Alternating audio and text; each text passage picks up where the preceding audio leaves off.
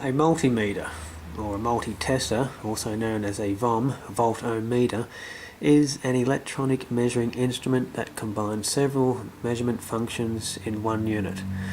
A typical multimeter would include basic features such as the ability to measure voltage, current, and resistance. Today, we're going to demonstrate the more basic measurements, that being voltage, current, and resistance. You can see we've got on the rotary dial here, the first symbol, V with the wavy line, is for measuring alternating voltage. You've got your DC voltage here, DC voltage in the millivolt range. Here we've got a combination here. You can toggle between a resistance measurement in ohms, a diode test which measures the internal voltage that needs to be overcome to conduct a current through a diode, and also a continuity test which lets you know if the circuit has any breaks in it or not. If the circuit has no breaks, a buzzing sound will sound. Otherwise, if there are breaks, no sound. We have the ability to measure the capacitance of a capacitor, the frequency of an alternating physical quantity, temperature in degrees Celsius, a function for measuring a transistor value. We have the microamp ampere here, alternating, or you can toggle between alternating and direct. Milliamps, again, you can toggle between alternating and direct. And amps, and again, toggle between alternating and direct. So let's get started. Connect our leads.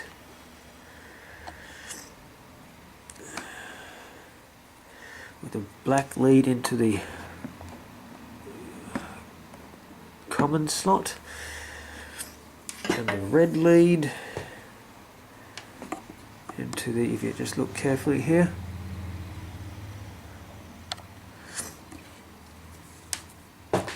this is for measuring volts, frequency, and ohms, indicated by the symbols here. Let's get a look over.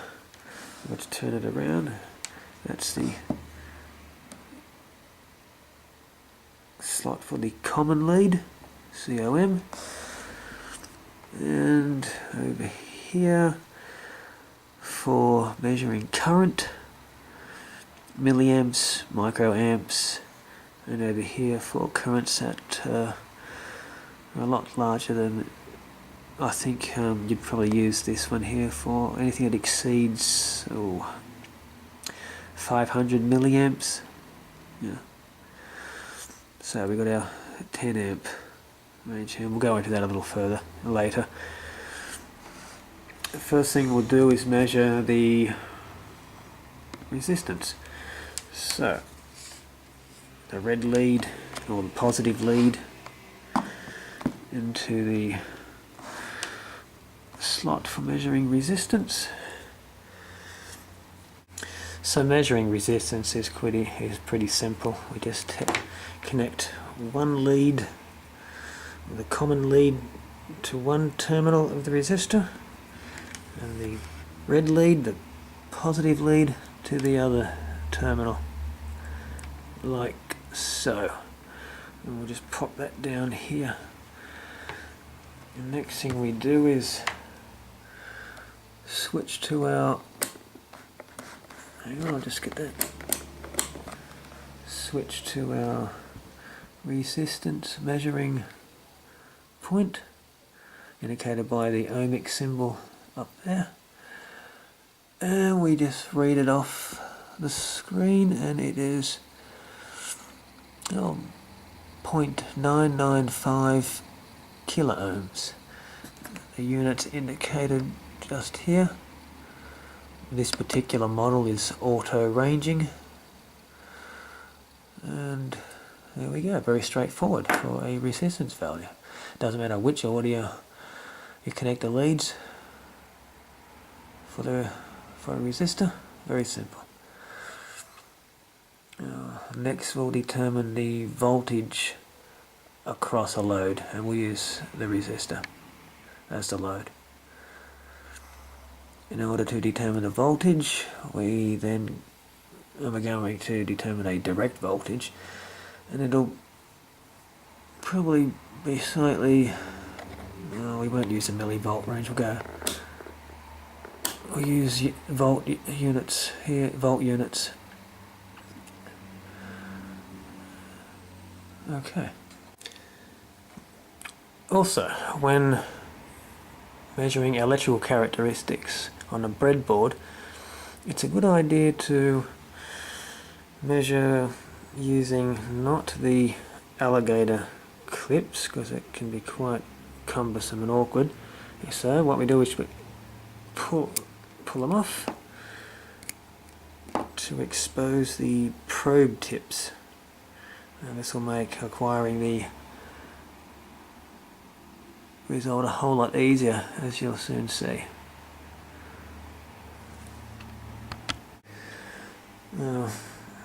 No need to pull out the positive terminal, as it's already set up to measure the voltage up here. So we can, like as mentioned before, we can measure both the voltage, resistance and frequency from this socket here.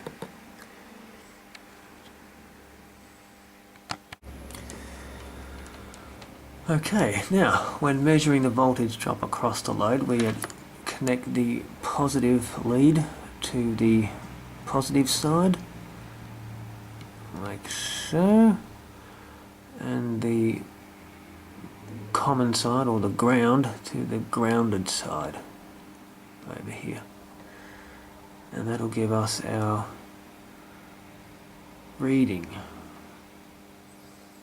which is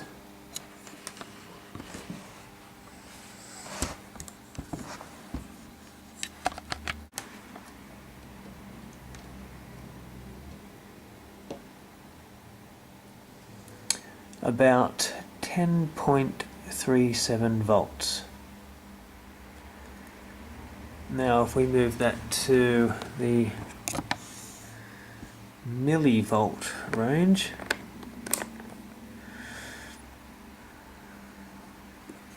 and test the voltage,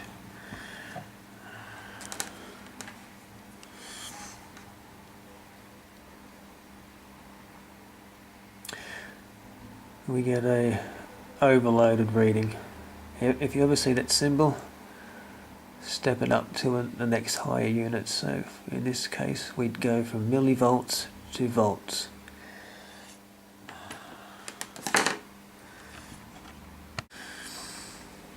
Okay, now whereas before we could connect the leads directly across the component, when determining the voltage drop across the resistor going from the positive side to the negative side, and also for determining resistance, with a current measurement you have to connect the instrument, the multimeter, in series with the component, as opposed to in a parallel arrangement. So what we do is, as you can see here, we've got this is the positive side, the side connected to the energy source, such as a battery. The positive side, we've got the energy source supplying the power coming in from here.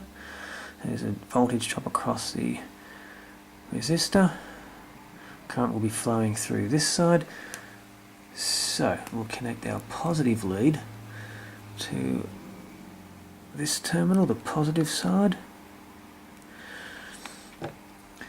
And so current will flow through the jumper, down through the positive lead, through the multimeter, it will then come out of the common lead. This is the common lead, the lead that will be connected to the ground. So, and this is the jumper connected to the grounding point. So, we get our grounding lead and connect it to ground.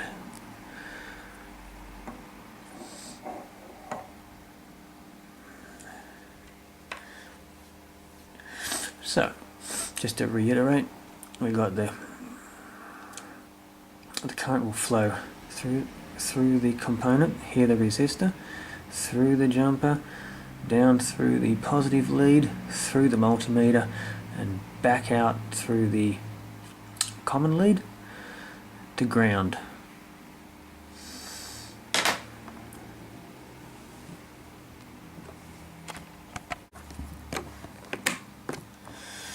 Okay, so the current enters through the positive lead, travels through the multimeter, out through the common lead to ground. Okay, so we will select the amperage in the milliamperage. So we're going to be measuring a direct current. So there we go, and the reading is 10.44 milliamps. We could try the micro amperage,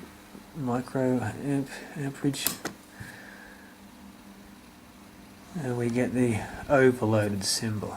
Okay. Yeah. Microamps. Well, the current in this case is too big, so we got the OL, the overload. So we go up to the next highest unit, milliamps. And there we go. That's a good reading, 10.45 milliamps.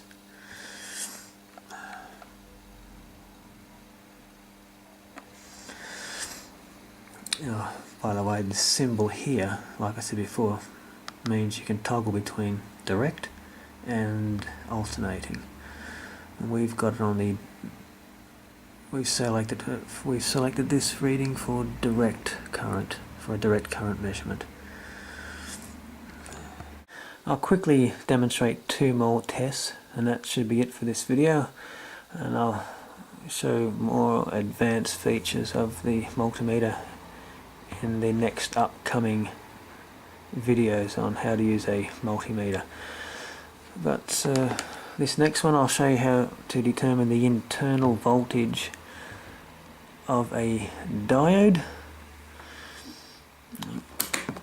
So what we do is we pull our positive lead out, we're done with current measurement.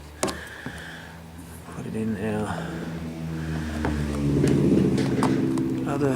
volt-ohmmeter frequency terminal. Okay, now what we'll do is we'll select the diode symbol here. This is for the diode measurement, and we will then go up to select, and there we have it. We selected for a diode reading.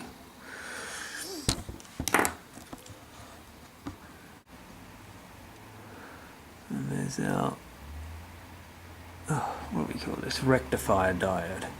Let's put that way. See that? Rectifier diode. We can zoom in on there. So we have our bar on this side. So that would be the arrow pointing this way, if you're looking at the symbol. Current flows through this way, and the diode should block current from flowing in that direction. So it'll flow freely through this way, provided we can overcome the internal voltage built up in the diode. and we'll determine the internal voltage by connecting the, can you see that, the positive lead to this terminal and the ground to here. And our reading is, okay, that's showing a 0.541 voltage drop across the rectifier diode. That's the potential developed across the PN junction.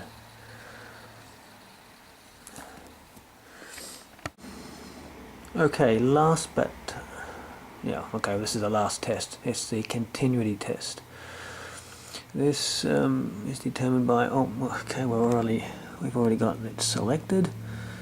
This symbol here is the symbol for the continuity test. Okay, so to go from the diode test to continuity test, we press select. Here we are, we've got it selected for our continuity test, which really just lets us know if there's any breaks in a circuit. So I'm just going to use a jumper. I'll connect, doesn't matter which side you test, of course. So, okay, connected there. At this point it's showing that there's a break in the circuit. Okay, so if we connect it to the other lead, other end of the jumper, and we get that buzzing sound. Now that indicates that there is there's no breaks in the jumper. Okay, and it'll beep if the resistance, if I can remember, is less than 70 ohms. Yeah, so okay, that's good. There's no breaks in that jumper. That's a good jumper. If there was a break in it, the buzzer would not sound. Thank you. I hope you liked this video. I hope to demonstrate more advanced features of the multimeter in the next video. I hope you like it. Thank you.